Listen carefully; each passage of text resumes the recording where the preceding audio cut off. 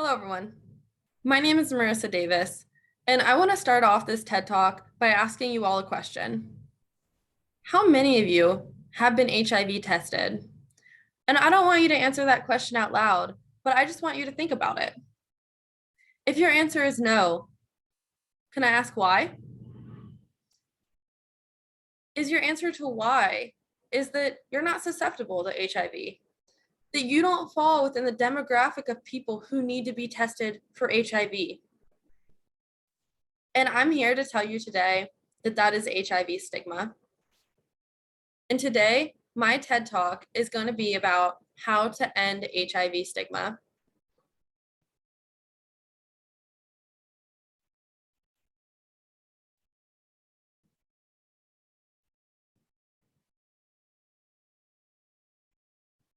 So I want to start off by talking about what stigma is. HIV stigma is the belief that only certain populations are susceptible to contracting HIV. We know that's not true, but it's the stigma that it is. It's also the stigma that it's your fault if you contract HIV based on the decisions that you made. That's also not true.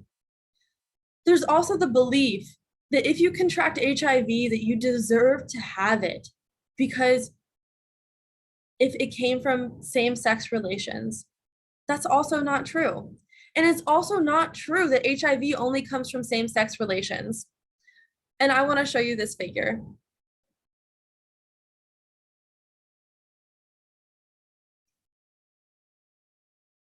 So this figure comes from the amount of new cases in the United Kingdom in 2019. As we can see here, the amount of new cases that came from sex between men is 46.4%. And the amount of new cases that came from heterosexual contact is 46.1%. For our purposes, we're going to say that these are pretty split. They are very, very close, if not even. That might be actually shocking. That might be surprising. Maybe you didn't know that. Maybe you didn't even know that heterosexual people could contract HIV because of the stigma that holds true surrounding this disease. And now I want to talk about what the UK is doing and the reason why these numbers have gotten so out of control. So actually, in the UK, the amount of new cases that are occurring between men who have sex with men is actually going down. And the amount of cases between heterosexual couples is not. And that's why these are so even. And you might be asking what caused that, and it's stigma. It's stigma that only certain people needed to be tested. 40% of new cases of HIV actually come from people who don't know they have HIV. And this is a problem because not everybody is getting tested based on the belief that they are not susceptible to HIV. And the UK is combating this. As we know, the UK's health system, they use the Bismarck system. And so everybody receives healthcare. But how come not everybody is getting tested? If healthcare is free because you're paying into it, you're paying your taxes, why isn't everyone getting tested? And this is what the UK is doing. They're offering more HIV testing in more places so that it's more accessible, that you don't have to go to sexual wellness centers to get tested, that you get tested at your normal appointments. And so with everybody getting tested, and this is what they're doing, is that everybody now gets tested, regardless of your race, your sexual orientation, or your gender. And this normalizes it. This is a step to ending the stigma because if everybody gets tested, aside from just certain demographics of people, then the stigma that only certain demographics are susceptible will come to an end. And you cannot, and this is the main takeaway for this TED Talk, you cannot end HIV without ending HIV stigma.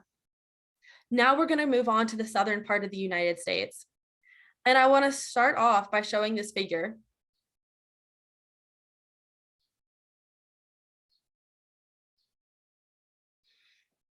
So in this map of the United States, we can see the percent of people with undiagnosed HIV.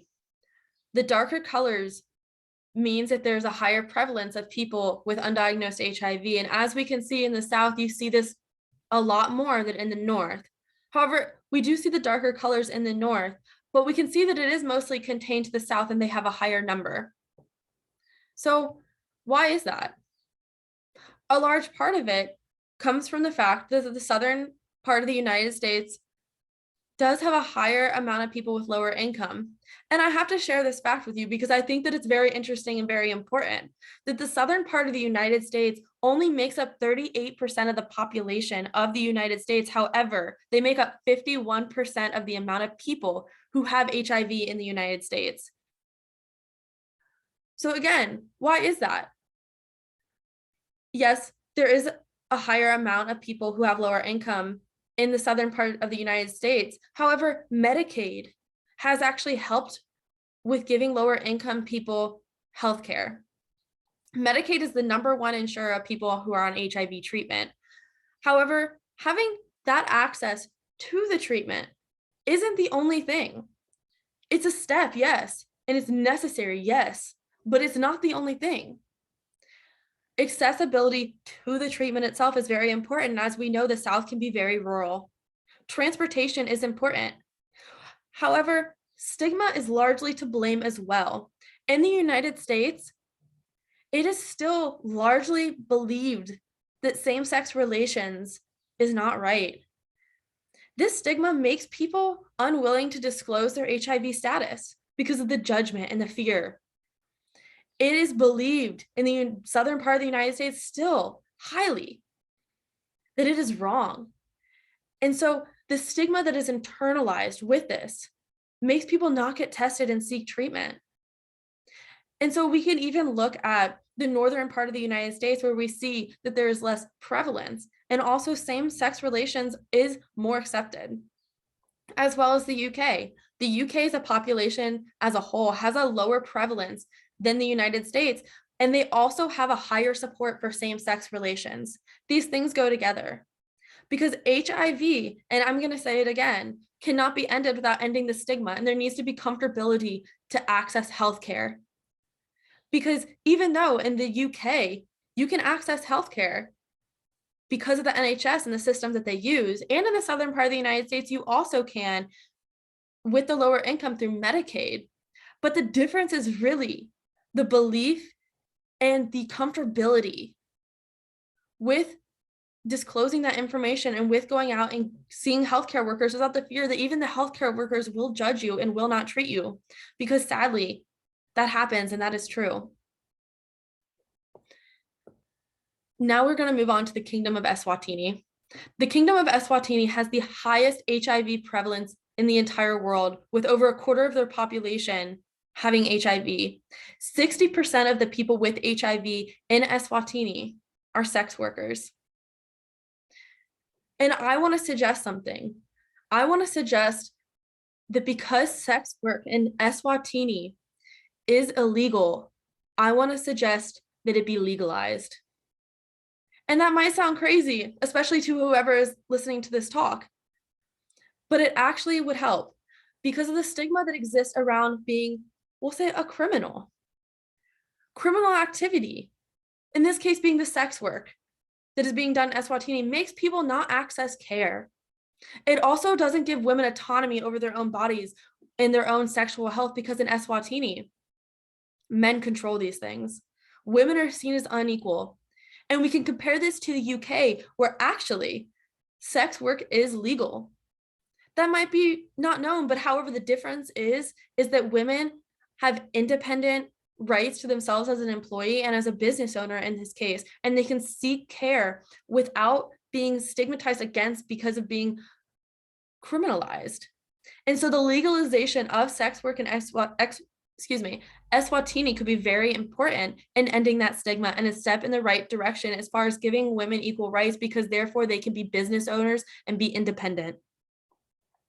It is a large cultural change that has to happen, and it's not an easy problem and it's not an easy solution either. However, it could be steps.